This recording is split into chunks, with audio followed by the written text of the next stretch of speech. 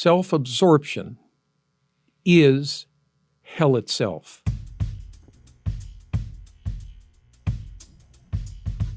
All of the souls in Inferno suffer alone.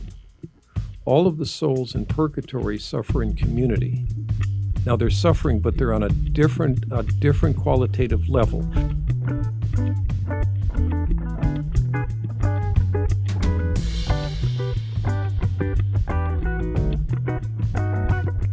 Now, what has happened to the souls in Inferno?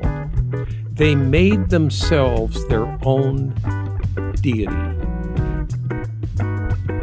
And they were then caught in a myth that calcified and fixated. They're imprisoned in themselves.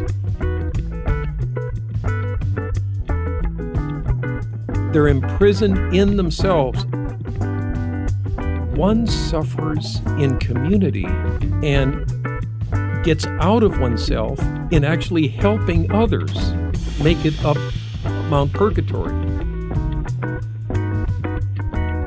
Self-absorption is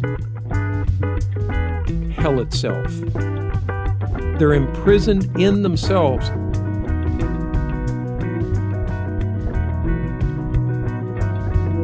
The ones in Purgatorio I think are the ones who are still living in a viable, organic myth. In Inferno, they have frozen. They're imprisoned in themselves. Self-absorption is, and then we get the figure of Dis, of Satan himself, deep in the bowels of that cone, and he's frozen in ice. So hell, on one level, isn't about fire; it's about frozenness in ice. When a myth dehydrates, becomes anemic, it moves towards fundamentalism. We look around the world today at the forms of fundamentalism, which can be about a religious fundamentalism, but maybe about and science, politics. It's an attitude, and it's a rigid paralysis. Self-absorption is hell itself in the Buddhist thought.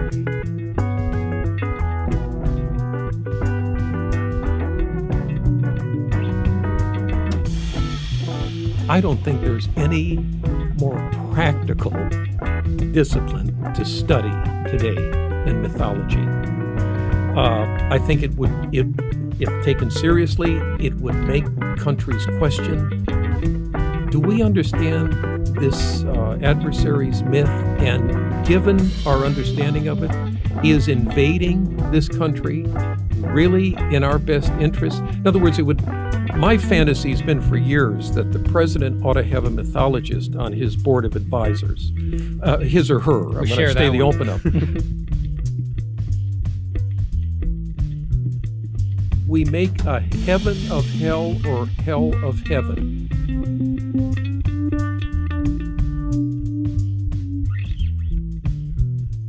We make a heaven of hell or hell of heaven. Policy making is a mythic structure, but it is not conscious of itself in ways that I think it could be if mythically inflected.